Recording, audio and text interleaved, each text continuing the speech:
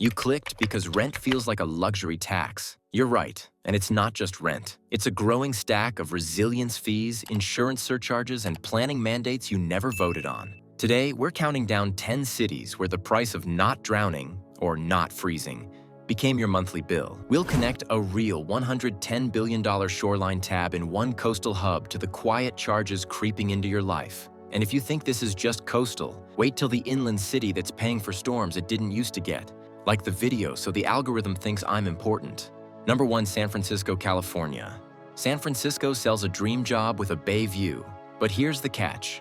The Regional Shoreline Adaptation Plan turns living here into a climate line item, and you're the funding source. SB 272 means plans, EIRs, and region-wide coordination. The bill? Roughly $110 billion by 2050 to defend what already exists. Let that sink in. RSAP standards drive audits for shoreline buildings, push nature-based buffers over cheap walls, and force cross-jurisdiction builds. Costs leak everywhere. HOAs slap special assessments in flood-prone zones. Permit counters add resilience surcharges. Insurers trim coverage, hike deductibles. BCDC frames prevention as cheaper than chaos, yet special districts dodge SB 272, so parcel and impact fees fill gaps. The hidden wall is fee creep. In SF, staying put is the luxury tax. So if the Bay set the playbook, what happens in the city that never sleeps but always bills? Number 2, New York City, New York. You think NYC's rent is scary. Wait till your water bill shows up with a personality and a gym membership it didn't ask you about. Post-Ida, basements turned into bathtubs. The city cranked up cloudburst projects, green streets, and local law retrofits. Smart, until the charges ride your water/sewer rates, LL 97 penalties, and fatter deductibles. DEP has toyed with stormwater-style fees while capital plans flow through bills. FEMA flood maps expanded. Premiums follow. Co-ops and condos budget for floodproofing, pumps, and green roofs. Then vote on special assessments. NFIP's new pricing pushes Surge A premiums. Private flood swings month to month. Your amenity fee now includes not drowning. In New York City, resilience rides shotgun on every utility bill and building rule. If NYC taxes the sky, LA taxes the dirt, the slope, and your patience.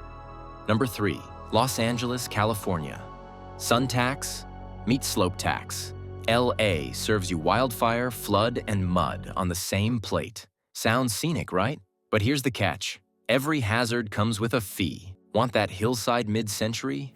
Start with defensible space, ember-resistant vents, and a retaining wall that costs like a Tesla. Then the city wants drainage plans, downslope approvals, and geotech sign-offs. DWP rolls out stormwater capture.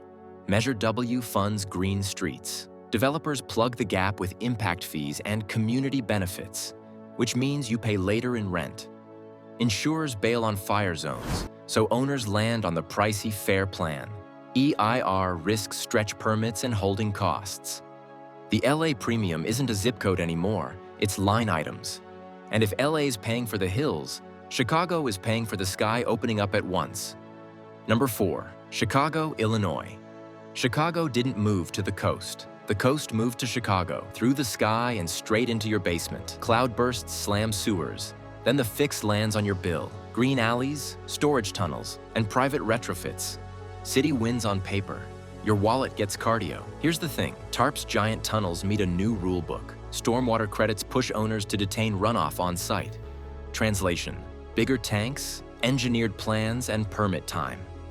At closing, you're pricing backup valves, overhead sewers, and foundation waterproofing like it's a second bathroom. FEMA claims spike after big storms. Private flood policies tick up. Condo boards pad reserves. Sewer rates adjust to fund capital. Pay for the rain plan, or pay for the rain. Out west, Seattle taxes the drizzle with a spreadsheet. Number 5, Seattle, Washington. Seattle sells you craft coffee and soft rain. The bill sells stormwater fees and landslide maps you didn't know you needed. Here's the thing. Heavier downpours means Seattle Public Utilities tweaks drainage rates and pushes green streets. Remodel a home and you're installing on-site stormwater systems, sizing tanks, and filing stormwater site plans. Live on a steep slope? Welcome to geotech reports, erosion control plans, and extra inspections. Along the coast, bluff stabilization and harbor sea level planning stack on capital plans that ratepayers fund. Insurers add riders for landslides and floods, then carve out exclusions. Premiums creep, deductibles stretch. It's real. It's happening. Number 6, Miami, Florida. Miami looks effortless until King Tide Week turns Collins into a kayak lane. You step outside, your sneakers file for divorce, and the neighborhood chat is all pumps, road raises, and seawalls. Here's the catch. The pump program and raised streets come with special assessments. Resilience offices coordinate rules. Disclosures flag sea level risk, and builders elevate podiums, then bake costs into sale prices. NFIP's Risk Rating 2.0 and private flood hikes make Ocean View a forever premium. Minimum seawall heights get proposed, hurricane deductibles jump, and some blocks form special districts to fund upgrades. Number 7, Austin, Texas. Austin used to be the affordable creatives playground. Then heat domes and flash floods showed up with a clipboard and a service charge. Here's the catch. The drainage utility charge scales with impervious cover, so bigger roofs and driveways mean bigger bills. Infill builds trigger watershed rules. Detention tanks, engineered site plans, and permit time. Neighborhood retrofits add shared detention and green streets that ratepayers fund. ERCOT's grid upgrades filter into local resilience surcharges, insurance for hail and flood climbs after the 2021 winter storm, and floodplain updates along creeks squeeze buildable lots and push premiums higher. Number 8, Denver, Colorado. Denver sells you blue skies, then drops golf ball hail in rivers that freelance their routes. Sounds rugged, but here's the catch. The bill shows up later. Stormwater impact fees stack with greenway expansions and South Platte flood work. Bonds fund projects. Rate hikes and taxes carry the debt. In the urban wildland edge, wildfire-ready codes mean Class A roofs, vent screens, defensible space. Insurers reprice hail like it's artisanal, pushing higher premiums and chunky deductibles. HOAS hit owners with special assessments after roof carnage. Colorado leads in hail losses, so carriers tighten terms. Municipal resiliency bonds aren't vibes, they're payments on your bill. Number 9, Boston, Massachusetts. Boston treasures history. The ocean wants a piece, and it's billing monthly. Here's the catch. The harbor barrier debate versus district-by-district defenses isn't just theory. Either route is billion-dollar nouns with maintenance baked in. Climate-ready Boston maps push raised parks that double as berms. Zoning demands floodable ground floors, deployable barriers, and dry utilities on higher levels. Stormwater fees are being reworked to fund adaptation, and coastal properties face special assessments tied to retrofits. Insurance shifts pile on. Lenders increasingly require flood policies in vulnerable zones, and premiums climb with risk. It's like adding a second car payment just to keep your first floor dry. Number 10, Portland, Oregon. Portland went all in on green. Then the weather went chaotic. Storms hit places that didn't plan for them, and now Portland has to play catch-up fast. Here's the catch.